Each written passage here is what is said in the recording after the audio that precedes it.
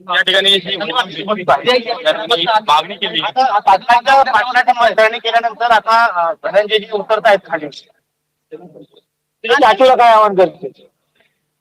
आम्ही आजपर्यंत सगळं शांततेत घेत होतो. आज पाटील आले, त्यांनी आम्हाला विनंती केली आणि आम्ही प्रत्येकाच्या शब्दाचा मान राखतोय म्हणून आज इथपर्यंत हा लढा आलाय. त्यांनी सांगितल्याबरोबर चाचा खाली येतोय, पण आमची एकच विनंती आहे, जर आम्हाला न्याय मिळणार नसेल तर आम्हाला काय करायचंय?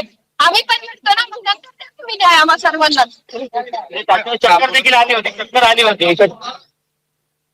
तर म्हणजे आमची आज 35 दिवस झाले आमची व्यवस्था अशी आहे.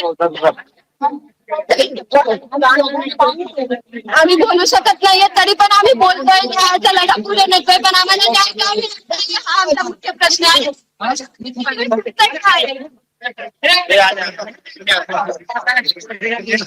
देशमुख आहेत ते आता आणि उतरलेले.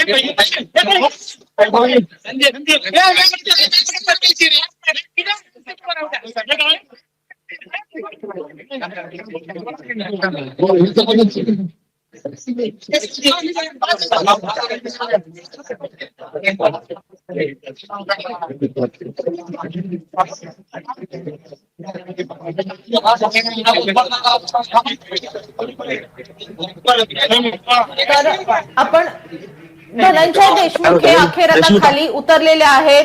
जवळपास 2 तासानंतर ते खाली आलेले आहेत. आपण बघतोय थेट दृश्य, एक्सक्लुझिव्ह लाईव्ह दृश्य, ज्या दृश्यांमध्ये आपल्याला धनंजय देशमुख हे टाकीच्या खाली आलेले दिसत आहेत. अखेर 2 तासानंतर ते पोलिसांच्या सगळ्या विनंतीला मान देऊन खाली तर उतरलेत, मात्र त्यांच्या मागण्या मान्य झाल्यात का? पोलिसांनी त्यांना नेमकं काय आश्वासन दिलंय? अधीक्षकांशी त्यांचं काय बोलणं झालंय? डीवायएसपीनी त्यांना काय सांगितलंय? या सगळ्या गोष्टींचा उलगडा थोड्याच वेळात होऊ शकतो, जेव्हा धनंजय देशमुख हे माध्यमांना प्रतिक्रिया देतील किंवा आपल्याशी बोलतील तेव्हा. मात्र आता ते खाली उतरलेले आहेत, ही सगळ्यात मोठी ब्रेकिंग आहे. 2 तासांपासून जो काही हा सगळा ड्रामा सुरू होता, त्यानंतर धनंजय देशमुख हे खाली आले आहेत. वैभवी देशमुख यांचं असं म्हणणं होतं की आरोपींना फाशी झाली पाहिजे, तपासाची माहिती आम्हाला मिळायलाच पाहिजे, मात्र ती आम्हाला दिली जात नाही. आणि त्यानंतर त्या बोलत असताना खाली आता धनंजय देशमुखही खाली उतरलेले आहेत.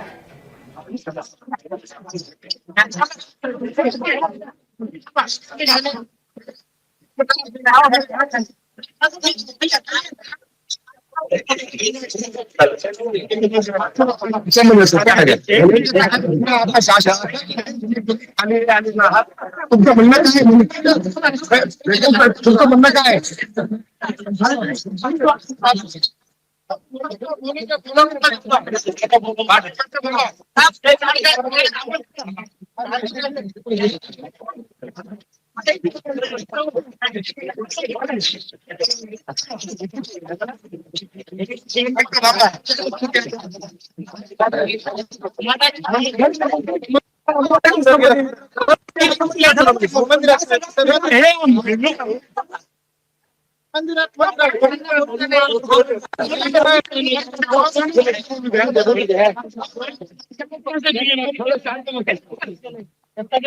अमोल साईड नाही राहत ना मॅडम.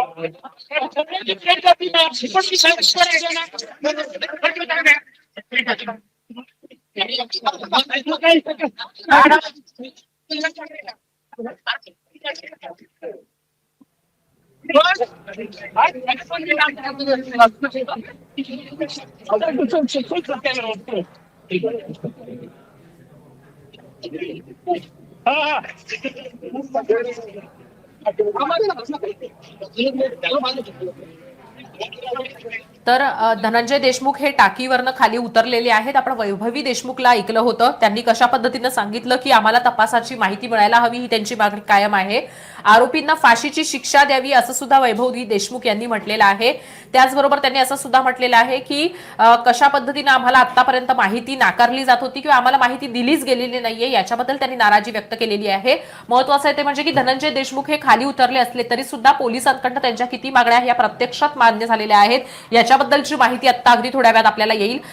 पाण्याच्या टाकीवर जेव्हा धनंजय देशमुख गेले होते तेव्हा त्यांनी ज्या पद्धतीने इशारा दिला होता, ज्या मागण्या केल्या होत्या, त्या मागण्या त्यांच्या पूर्ण होत आहेत का? कारण आज विष्णू चाटेची कोठडी संपते, उद्या वाल्मिक कराडची कोठडी संपते आहे.